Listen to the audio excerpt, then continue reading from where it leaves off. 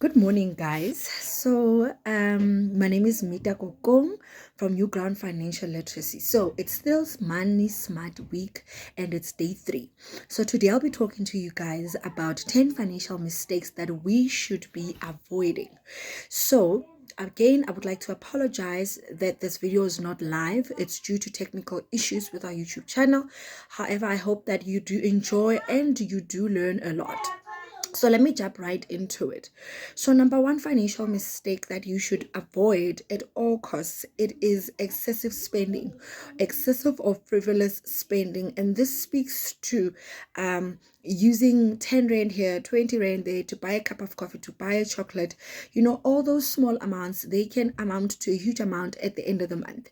So that generally means that you'll end up spending money that you never planned for because it looks small, because it's 10 rand here, 5 rand there, but at the end of the day, it becomes a huge amount. Mistake number 2, never ending payments. These payments are what we call subscriptions. Sometimes we pay for these subscriptions like DSTV, Netflix, and all the other apps that you can get to stream from. And some of us don't even use them. You're hardly at home and yet you continue to pay your 500 to 1,000 rand DSTV subscription, but you never use it. So I think that is one of the things that we should try and avoid, especially if it is of no use to you, but has suddenly become an expense that you cover on a monthly basis. You could put that money to good use, like planting it towards your future, your retirement, and things like that. And I think number 3 is living on borrowed money, living on credit. Guys, we cannot buy groceries on credit. It is not a good idea. By the time you finish paying that debt, you would have, I don't know, finished the food or used it on something else, but you'll still be paying for the debt. So it can be quite expensive to live off debt, because any debt that you take out, you're going to pay interest on it, and it can build up, especially credit cards. If you pay the minimum amount on your credit card, then you're just paying interest upon interest. So it's best not to live on borrowed money. Buying a new car is another one. Because a car is a depreciating asset, guys, it is advisable that you try and get a very reliable second-hand car that can take you from point A to point B. And I know that the reason we buy new cars is because we don't want to have the trouble of having to fix anything. But unfortunately, at the rate that we all live, you can easily at any time get an accident, or have to repair your car, or you've parked your car at the mall and somebody scratches it and you at some point have to fix it. So I think it's more feasible and more financially smart to actually buy a used car, a second-hand car, because it is less expensive in terms of paying off and maintaining. And then another mistake that we make, guys, is spending too much on our home. Imagine it's just the two of you, husband and wife, or roommates, or whatever the case may be, and you bought a 10-bedroom house and it's just the two of you. It is very, very irresponsible to be paying the maintenance on that house when you don't use the whole of it.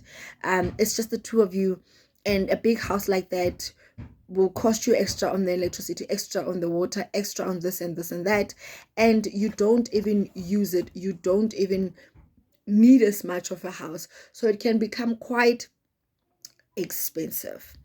Another thing that we do that we need to watch out for is actually using our housing equity as a piggy bank, meaning that you've got a house that's probably paid up, and you keep on borrowing money, attaching the house as security. It's very dangerous, because should it happen because of uncontrollable circumstances, that you can't pay back the loan, your house will be attached and it will be repossessed. So it's very irresponsible and can prove to be a huge financial mistake if we are not careful and we don't do it properly. And then living from paycheck to paycheck. I know at the moment, because of the cost of living, it is a lot of people's reality financially at the moment. But no matter what happens, I have learned that we need to make room in our finances to allow our money to grow and to multiply. So you can use a portion of your money to start something like a side hustle to help you manage life and all the extra costs that come with it. So living from paycheck to paycheck is a huge mistake, especially if we're not planning for the future with the little that we have. And again, the cost of living is very high, I understand, but we need to make some sacrifices. We need to make sure that money works for us instead of us always be working for money, because in the long run we won't be able to work for this money. So whatever we have little now, we need to make sure that we allocate it towards bettering our future or our future self, because just like my colleagues likes to say, your present self is just as important as your future self. Paying off debt with savings, guys, that is not a good idea.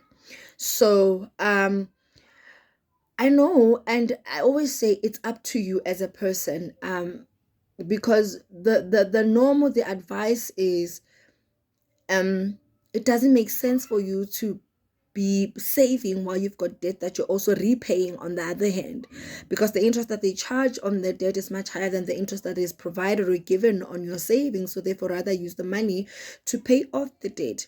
So while someone else might say, oh well, an emergency can come up at any time, and if I keep on putting money into my debt, I might not have enough, I might not have money at all to cover the emergencies, which might cost me to go back and borrow again.